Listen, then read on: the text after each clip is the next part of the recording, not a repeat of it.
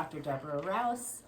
And I am Dr. James Rouse, and we are so grateful to see you today. Thanks you for joining us.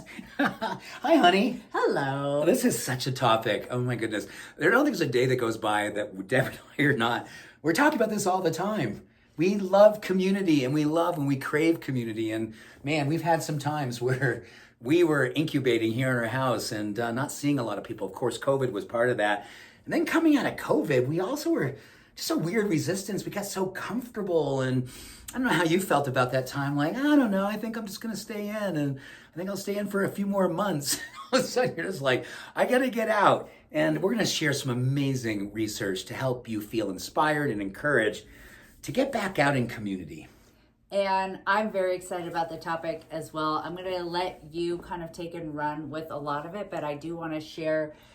It also came up because we've had some recent experiences, and I think we've shared enough with you that you get the idea that we're very comfortable just hanging out with our family together, and we're not big crowd people. No. But we've been in situations in the past few weeks where we've been around a lot of people, and we went in sort of hesitantly. And I tell you what, we came out almost transformed. We had the opportunity to go with some friends to see the Eagles at the Sphere. And wow, we were 18,000 people of every age, every walk, every orientation, singing every word, in harmony. every song, and talk gosh. about community. It didn't matter, politics, gender expression, race, religion. Beautiful, this beautiful, was beautiful. Just a experience of being in community together, and how everyone was raised by everyone around us, and being in such a big space and crowd isn't normally like our thing, although we do love live music. Yes, we do. We've always been live music fans. And this is an extreme example of what you're going to talk about today, but it really comes down to whatever your definition of community is. We just want you to find it and participate in it, because you will be bettered by it, and you will be happier for it. So I want to have you continue with something, because you are really good at this subject. Many of you probably heard of the word hygge, Hygge, and it's Scandinavian sort of ideas around Comfying in and cozying up, and lighting candles and being in your little comfort space, blankets and couches and all those things. Blankets and couches, yeah. And puppies. Yeah, and candles. And candles. And, sweetheart, you turned me on to this because there's a store close by that is amazing. It's a hygge store, literally just full of these yummy ways in which you can kind of cultivate and decorate comfort and comfy. Sadly, they closed. But if I were to open a store... Well, they've got one in Morrison now. Yeah, it's not called hygge. Oh, it's not? Rats. But you guys get the point. It's a vibe. It's a feeling. It's comfort and cozy and cozying in and being with a loved one and surrounding yourself with books that are meaningful. And it's a stepping away from what we've talked about before, this hardaholicism. The stress, the hard communities, the social media, the news, the politics, basically moving away from all of that. So I was reading this morning, and I was so excited. I came and raced upstairs to see Deb. I was like, honey, you're going to love this topic. It goes so in alignment with what we're talking about with community. And this was in the New York Times. It was all about this new word. Well, it's not a new word. It's new to me. And it's basically the evolution from hygge going back out in the world. It's called dugnasand, Dugnadsand. It's loosely translated as community spirit. And what this is all about is that this is a movement that a lot of people in the Scandinavian countries, and this is one of the reasons why they're so happy, they're the happiest countries in the world, they're flourishing year after year, because they have this dugnasand, which is basically a community, cooperation, selflessness, and an orientation towards of coming together for reasons bigger than oneself. It's this kind of volunteering to do things together, to just raise energy, to raise love and connection. And oh my goodness, as you read the research on this, I think we all need. Is it like Ikigai? No, Like, well, no? it could be. I mean, That word in similarity. Yeah. If you translated like this Japanese word into a the Scandinavian Okinawan word, which basically means a reason to get up in the morning that's bigger than oneself. So yeah, it is kind of like ikigai. This is no Norwegian ikigai, if you can say that. Well, you're talking about the selflessness and the Yeah. volunteering, and it sounds like a lot of it comes down to purpose. But what was the cool expression that you were talking about from the book? Oh, wow. Yes. Collective effervescence. Yes. Which is what we experienced with the Eagles at the Sphere. Thank you. That is what I wanted to talk about. I want you to really keep talking Okay. about it, because first of all, that's the best word ever. Collective effervescence. We need to make shirts. We need to make hoodies and hats.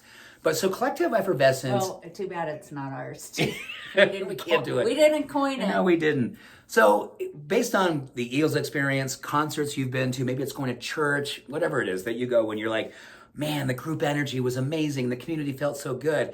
Well, what scientists are now calling collective effervescence is the fact that when we're together with people, lots of people kind of sharing a similar vision, they call this sort of this group of hope chemicals. That's what they call them, hope chemicals. It's like the runner's high that happens with contact with others and sharing a belief, singing, laughing, whatever the case may be. This collective effervescence is anti-inflammatory. It's life extending. It makes you happy. It makes you hopeful. And it's like a contact high. That is literally what it is. It's a contact high, being in contact with other people who have a similar way of looking at life and how powerful that is today. Yeah, and I want you to keep talking about it because you took so many notes. But bottom line, my take home with all of this was just it's kind of like saying yes to volunteering, saying yes to going to that concert, saying yes when a friend is inviting you to share a new experience. I know, like, we live in a pretty small town, but there's always something. There's artist gallery receptions. There's classes. You find commonality in finding hobbies together. So I've been signing up for classes, getting concert tickets, inviting new friends to take a walk. And when I think of effervescence, I think of, this is a funny visual. Tell me if you get this. But if you have an Alka-Seltzer, you've seen it. Remember the commercials? It would drop in the water and it's like bubbling up. I feel like I'm bubbling up with excitement to something I've been like, oh, I'm pretty happy. Just my little family and my empty nest, my animals. But I know that I've been getting really filled up with these community experiences. That visual of the Alka-Seltzer commercial is perfect. Plop, plop, fizz, fizz. Right.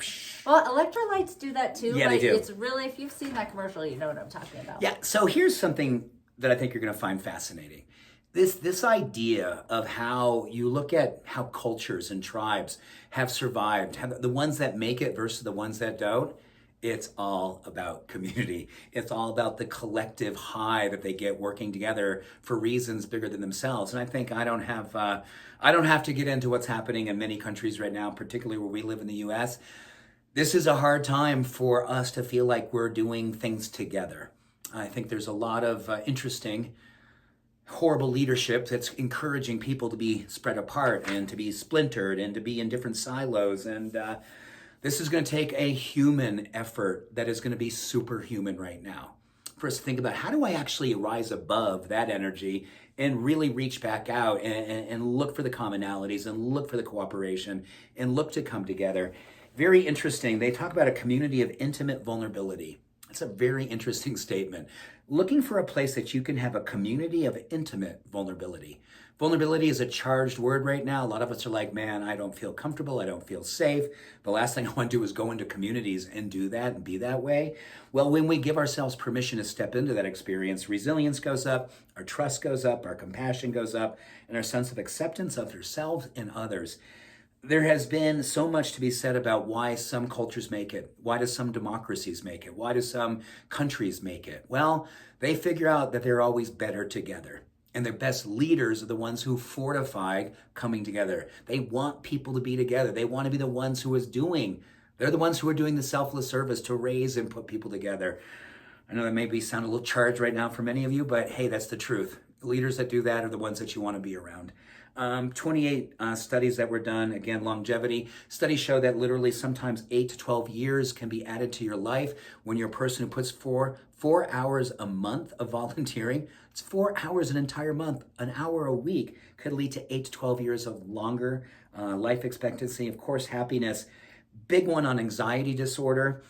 Going into community can be tough when you have anxiety, but you know what? If we give ourselves permission, we went to a rally just a couple days ago, and we found ourselves, the intensity of the crowd was real. There was over 30,000 people, and Denver like, I'm not sure if I want to get into that. But we kind of were on this periphery where we could see it, be a part of it, and it felt so good, but it also felt like safe that you weren't in it so deeply, but you could be a part of the collective, if you will, in the same time being in that space where that contact high of effervescence was real.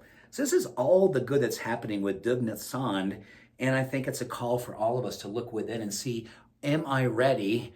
Can I give myself permission? And am I going to give myself an opportunity to say yes?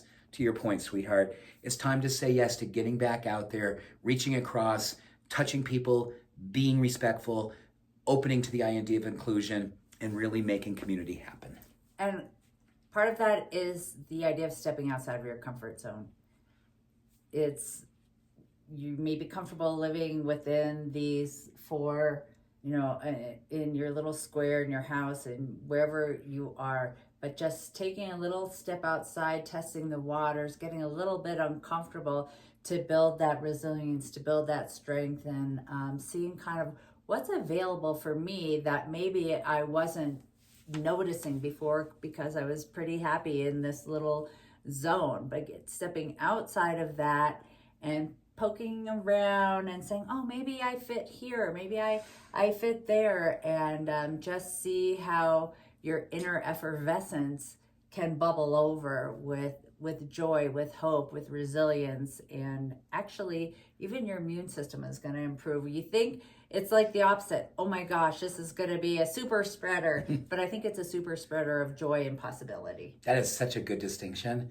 So I feel like this is something that every single one of us, people who are with us today, people who watch this in the next few days, I really want to ask you to do something. I want you to write in the comments section what you're feeling about this idea of community, how you feel about curating community, what you feel about this idea of this intention of a community of intimate vulnerability.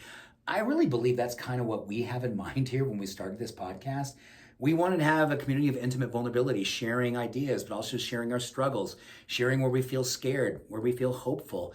All of this is going to lead to the great benefits I've listed here that science is telling us. And New York Times was saying 28 studies so far, and they expect that to be doubled and tripled because now there's an interest. I think it's an interest based on the fact that we are all knowing we can't continue like this. It's not going to work. We will not survive this level of separation, this level of hate, this level of division. It won't work. It can't. So what do we do to be the ones who said, well, if that leader or those leaders aren't going to do it, I'm going to do it. I'm going to be the leader. I'm going to invite people over for dinner. I'm going to get walking groups going. I'm going to join these communities. I'm going to put my words out there. I am going to be the change I wish to see and be in the world and lead this idea of community spirit, which now I believe as time has come, like no time in my lifetime, it has come, it is here, and is needed. I was just thinking about the Beatles and Aerosmith singing Come Together. Come together right now. Oh, yeah. Okay, let's just kind of bring this full circle with community, cooperation, selflessness, and volunteering. Togetherness. I'll write it down. I'm sure we'll write it down in the area that we describe what we did today. And this is an easy one, as much as it's a hard one. It's comfortable to live in Hygge land. It's comfortable to light candles. It's comfortable to cozy in, but guess what? We just came through spring equinox. It's time for renewal. It's time for resetting. It's time for actually not just planting the seeds, but starting to bloom. So we're emerging from the slumber. We're emerging from the Hygge now into our greatest yet to become and be. This is a beautiful time for us to do a talk like this. And now it's a beautiful time to take action on this talk. And there's nothing quite as powerful as then having an idea, and they say an idea whose time has come, and then taking that idea and turning it into an action. a demonstration of us taking what it is that we felt in our heart and making it felt by people around us through the power of love. So, thank you, honey. Thank you. New vocabulary word. By the way, if you were to lay this down for Scrabble, game, set, match. The game is over. Doesn't it, son? I gotta believe that one. Listen, all I can say with that is, he doesn't play Scrabble because too long. It's too long. Is a it? word for Scrabble, yeah. I'm too many letters. My dyslexia really keeps me out of Scrabble. I'm just not good at that game. Anyway. Close. Well, it depends. I mean, it would be a very unique opportunity. You would definitely win if you could do it. Thank you, sweetheart. Thank you for tuning in today. Oh my gosh, I'm so psyched. This gives me inspiration to really, really take my game up. I'm ready. Yep.